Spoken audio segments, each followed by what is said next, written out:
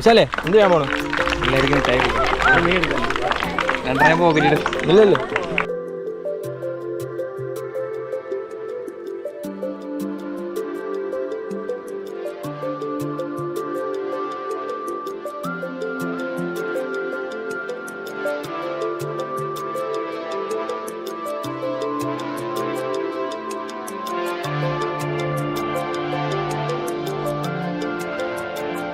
Hello നമസ്കാരം, welcome back to our channel Himalayan Moosa.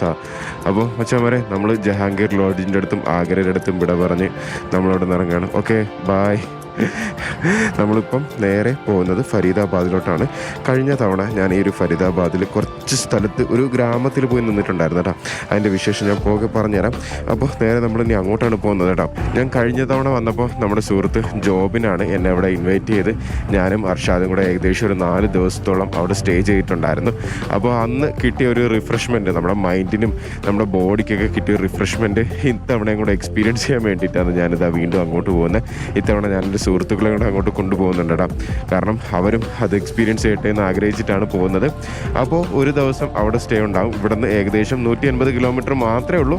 അപ്പോൾ guys, അങ്ങനെ നമ്മൾ ആഗ്ര ഡൽഹി എക്സ്പ്രസ് ഹൈവേയിൽ കയറിയിട്ടുണ്ട്. ഇവിടുന്ന് നമ്മുടെ ലൊക്കേഷനിലേക്ക് പോകാനായിട്ട് 168 കിലോമീറ്റർ മാത്രമുണ്ട്. പക്ഷേ ഈ ഒരു സിംഗിൾ റോഡിൽ നെക്സ്റ്റ് ടേണിങ് വരുന്നത് 123 കിലോമീറ്റർ കഴിഞ്ഞിട്ടാണ്. അതായത് ഈ 123 കിലോമീറ്ററും ഒരു വളവോ തിരിവോ ഒന്നുമില്ലാതെ നമുക്ക് സ്ട്രെയിറ്റ് ആയിട്ട് ഈ റോഡ് വഴി വണ്ടി ഓടിച്ചുകൊണ്ട് പോകാം. നമ്മൾ ഈ ലോങ് ഒക്കെ വരുന്ന സമയങ്ങളിൽ നമുക്ക് ഏറ്റവും കൂടുതൽ ഉറക്കം വരുന്നതൊക്കെ ഇതുപോലുള്ള ലോങ് ഡിസ്റ്റൻസ് റൂട്ടുകളിലാണ് കേട്ടോ. അതായത് ടേണിംഗ് ഒന്നും ഇല്ലാതെ വെറുതെ ഇങ്ങനെ വിരളമായി ഈ ഒരു ഹൈവേയിൽ കൂടെയൊക്കെ വണ്ടി ഓടിക്കുമ്പോഴാണ് കൂടുതലും ഉറക്കം വരുന്നത്. നമ്മുടെ യമുന എക്സ്പ്രസ് ഹൈവേയിൽ ആദ്യത്തെ ടോൾ ഗേറ്റിൻ്റെ അവിടെ എത്തിയേട്ടാ. അപ്പം ഇതിനിടയിൽ കൂടെ നമ്മുടെ ബോക്സ് ഒക്കെ പോവില്ലേ എന്ന് നമുക്ക് നോക്കാം. ടാസ്ക്കാണ്.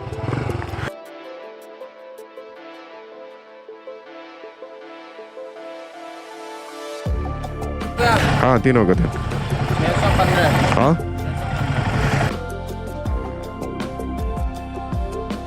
QR code only cash. കൊള്ളാം. ഇന്ത്യയിൽ ബൈക്കിന് ഏറ്റവും കൂടുതൽ ടോൾ കൊടുക്കുന്ന റോഡാണ്. ബൈക്കിനല്ല, എല്ലാ വണ്ടിക്കും 205 രൂപ. ഓക്കെ, നമ്മൾ ഡൽഹി ഹരിയാന ബോർഡറിലാണ് ഫരീദാബാദ് വരുന്നത് കേട്ടോ. ഇപ്പോൾ നമ്മൾ പൊയ്ക്കൊണ്ടിരിക്കുന്നത് ശരിക്കും പറഞ്ഞാൽ ഹരിയാനയിലൂടെയാണ് കേട്ടോ. നമ്മളിപ്പോൾ ഫരീദാബാദ് ഗ്രാമത്തിൻ്റെ ഉള്ളിൽ എൻ്റർ ആയിട്ടുണ്ട് കേട്ടോ. ഇവിടെ 2 സൈഡിൽ നോക്കിയാൽ കാണാൻ പറ്റുന്നൊരു കാഴ്ചയുണ്ട്. കൂടാരം പോലെ കെട്ടി വെച്ചിരിക്കുന്നത് ചാണകമാണ് കേട്ടോ. അവർ ഉണക്കി ഇങ്ങനെ സൂക്ഷിച്ച് വെച്ചേക്കുന്നത്. ഇത് അവർ ഈ ഒരു മഴ സമയത്ത് അല്ലെങ്കിൽ തണുപ്പ് സമയത്തൊക്കെ ഇത് യൂസ് ചെയ്തിട്ടാണ് ബാക്കിയുള്ള കാര്യങ്ങൾ ചൂടാക്കുന്നതും കുക്ക് ചെയ്യുന്നതും അങ്ങനെയുള്ള പരിപാടിയൊക്കെ ചെയ്യുന്നത് കേട്ടോ. കൃഷിയാണ് മെയിനായിട്ടുള്ളത്, കന്നുകാലി കൃഷി.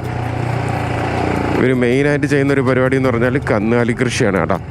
അതുകൊണ്ട് എല്ലാ വീടുകളിലും ഒരു 2-3 കന്നുകാലികൾ എന്തായാലും ഉണ്ടാവും. നമ്മളൊക്കെ കാർ പാർക്ക് അല്ലെങ്കിൽ കാറ് പാർക്ക് ചെയ്യുന്ന പോലെയാണ് ഇവരെ വീടുകളിൽ കന്നുകാലികളെ ഇവർ വളർത്തുന്നത് കേട്ടോ. കന്നുകാലികൾക്ക് വേണ്ടി മാത്രം വീടിൻ്റെ ഫ്രണ്ടിൽ അതിനുള്ള സെറ്റപ്പ് അവർ ചെയ്തിട്ടുണ്ടാവും.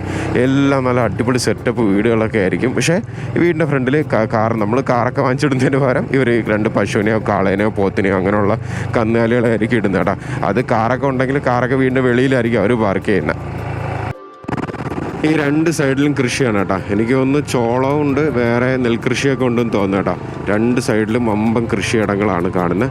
ഞാനിപ്പം പോകുന്ന ഫരീദാബാദ് എന്ന് പറഞ്ഞ ഗ്രാമത്തിലുള്ള ആൾക്കാർക്ക് ഒരു കുലത്തൊഴിലുണ്ടായിരുന്നു കേട്ടോ മുന്നേ. എന്താണെന്ന് വെച്ച് കഴിഞ്ഞാൽ ഇവരെല്ലാവരും പാമ്പ് പിടുത്തക്കാരായിരുന്നു. അതായത് പ്രൊഫഷണലി പാമ്പ് പിടുത്തം നടത്തുന്ന ആൾക്കാരാണ്. അതായത് പാമ്പ് പിടിച്ച് അതിനെ സെയിൽ ചെയ്ത് അല്ലെങ്കിൽ അതിൻ്റെ ഇതൊക്കെ എടുത്ത് ജീവിക്കുന്ന ആൾക്കാരായിരുന്നു. അപ്പം ഗവൺമെൻറ് ഈ ഒരു പാമ്പ് പിടുത്തത്തിനെയൊക്കെ അങ്ങ് നിരോധിച്ച് കളഞ്ഞു. അതുകൊണ്ട് ഇപ്പോൾ ഇവരെല്ലാവരും കൃഷി ചെയ്തൊക്കെയാണ് ജീവിക്കുന്നത്. പിന്നെ ഒരുപാട് പേര് മറ്റ് പല ജോലികളിലും അല്ലെങ്കിൽ ജോലി ഇല്ലാതെയൊക്കെ ആയവർ ഒരുപാട് പേരുണ്ട്. അപ്പോൾ ഞാനിപ്പം പോകാൻ പോകുന്ന ഫരീദാബാദിലെ നമ്മുടെ ജോബിൻ ഫാദർ എൻ്റെ ഫ്രണ്ടാണ്. പുള്ളിയുടെ ആ ഒരു സെമിനാറിലുള്ള ആൾക്കാരെല്ലാവരും കൂടെയൊക്കെ ചേർന്ന് ഇവരെ ബോധവൽക്കരണം നടത്തി ഇവർക്ക് മറ്റ് തൊഴിൽ കണ്ടെത്താനും ഇവർക്ക് നല്ല രീതിക്കുള്ള വിദ്യാഭ്യാസം കൊടുക്കാനൊക്കെ അവർ ശ്രമിക്കുന്നുണ്ട് കേട്ടോ. അതിൻ്റെ ഭാഗമായിട്ട് അവർ എല്ലാ ദിവസവും പുറത്ത് പോയി ക്ലാസ് എടുക്കാനും കുട്ടികൾക്കൊക്കെ ഫ്രീ ആയിട്ട് ട്യൂഷനൊക്കെ എടുക്കുന്നുണ്ട്. അങ്ങനെയുള്ള ഒരുപാട് നല്ല കാര്യങ്ങൾ ഇവരിവിടെ ഇതിനകത്ത് ചെയ്യുന്നുണ്ട് കേട്ടോ. അപ്പോൾ ഗൈസ്, അങ്ങനെ നമ്മുടെ ധർമ്മജ്യോതി വിദ്യാപീഠിൻ്റെ അടുത്തെത്തി കേട്ടോ. നമ്മൾ ഇതിൻ്റെ അകത്താണ് കഴിഞ്ഞ വർഷം വന്നപ്പം ഒരു 4 ദിവസം താമസിച്ചത്. ഞാൻ ഇവിടുത്തെ ഒരു വീഡിയോ റീൽസായിട്ട് ചെയ്തിട്ടിട്ടുണ്ടായിരുന്നു. അപ്പോൾ നമ്മളെ വെൽക്കം ചെയ്യാനായിട്ട് അവർ അകത്തോട്ട് വരാൻ പറഞ്ഞിട്ടുണ്ട് കേട്ടോ. അങ്ങോട്ട് ചെല്ലാം. വാവ്, അന്നത്തെ പോലെ തന്നെ ഒരു മാറ്റവും ഇല്ല. ഹലോ. ഒരു വണ്ടി കൂടെ ഉണ്ട് വരുന്നു. അവിടെ വയ്ക്കട്ടെ. Welcome back. ഇത് ജിജിൻ, ഇത് രാഹുൽ, ഇത് മിഷാൽ. അങ്ങനെ നമ്മൾ ആ ഒരു സെമിനാരിക്കുള്ളിൽ കയറിയിട്ടുണ്ട് കേട്ടോ. സെമിനാരിയിൽ നമുക്ക് അവിടെ 2 റൂമൊക്കെ തന്നിട്ടുണ്ട്. നമ്മുടെ ബൈക്കുകളൊക്കെ അവിടെ സേഫായിട്ട് പാർക്ക് ചെയ്തിട്ടുണ്ട്. അപ്പോൾ നമുക്ക് വേണ്ടി 4 പേർക്ക് വേണ്ടി ഫുഡൊക്കെ സെപ്പറേറ്റ് റെഡിയാക്കി വെച്ചിട്ടുണ്ട്. നമുക്കിനി അകത്ത് പോയി ഫുഡ് കഴിക്കാം കേട്ടോ.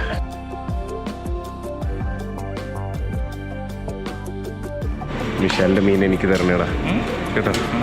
നമ്മൾ നേരെ അർവ ഗ്രാമത്തിൻ്റെ അകത്തോട്ട് പോകാനാണ്. ഇവിടെ കുറച്ച് പിള്ളേർ പഠിക്കുന്നുണ്ട്. നമ്മൾ കഴിഞ്ഞോടെ വന്നപ്പോൾ അവരെ കണ്ട് സംസാരിച്ചാണ്.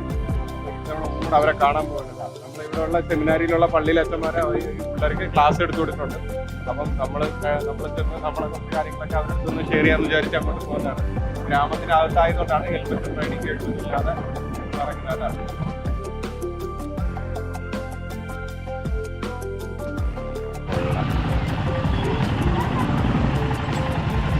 അപ്പോൾ ഇതാണ് കേട്ടോ ഇവിടുത്തെ പിള്ളേർ സ്കൂളിന് പകരം ആശ്രയിക്കുന്ന.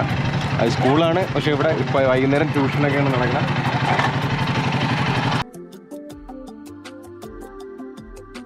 Hi, how are you? Fine. Fine. I'm good. Okay, ഇതാണ് കേട്ടോ പിള്ളേർ. നമ്മൾ കഴിഞ്ഞ തവണ വന്നപ്പോൾ ഇവരെയൊക്കെ പരിചയപ്പെട്ടാണ് ഇവിടെ കസേരയിലേക്ക് ഇരുന്ന് ഇവിടെ അടുത്ത് കുറച്ച് നേരമൊക്കെ സംസാരിച്ചാണ്. ഇപ്പോൾ അവർ ക്ലാസ് കഴിഞ്ഞല്ലോ. ക്ലാസ്സൊക്കെ കഴിഞ്ഞ് വീട്ടിൽ പോകാനായിട്ട് നിൽക്കുന്ന കേട്ടോ. അതിൻ്റെ സന്തോഷത്തിൽ ബാഗ് പറയിക്കൊണ്ടിരിക്കുന്ന പിള്ളേർ. കൊള്ളാം.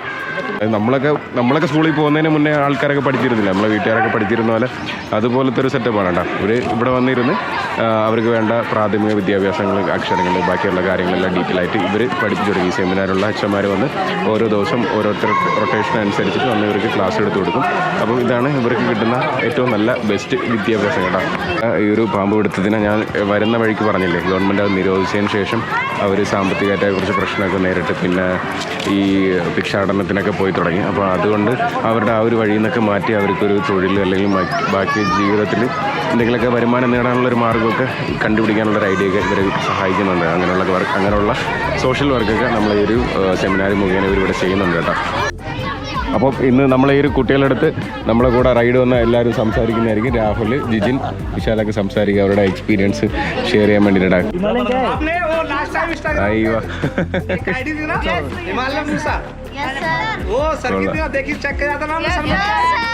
എല്ലാവരും എൻ്റെ സബ്സ്ക്രൈബേഴ്സാണ് കേട്ടോ. കൊള്ളാം. അവരൊക്കെ 1-2 പേരൊക്കെ കറക്റ്റ് പേര് ഓർമ്മിച്ച് വെച്ച് പറഞ്ഞിട്ടുണ്ട്. मैं अपनी इस सपेरा कम्युनिटी की तरफ से और हमारी बच्चों की तरफ से मैं तहे दिल से इनको बहुत बहुत स्वागत करता हूँ, वेलकम करता हूँ हमारे सपेरा life to life. Thank you so much.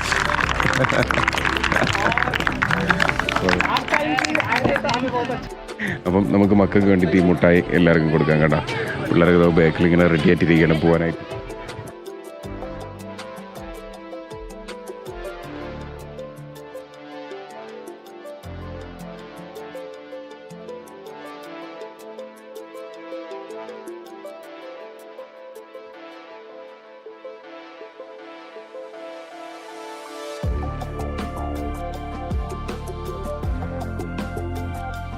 അപ്പം നമ്മളെ ബൈക്കിൻ്റെ ഒപ്പം ഫോട്ടോ എടുക്കാൻ വേണ്ടിയിട്ട് എല്ലാവരും വന്നിരിക്കുകയാണ്.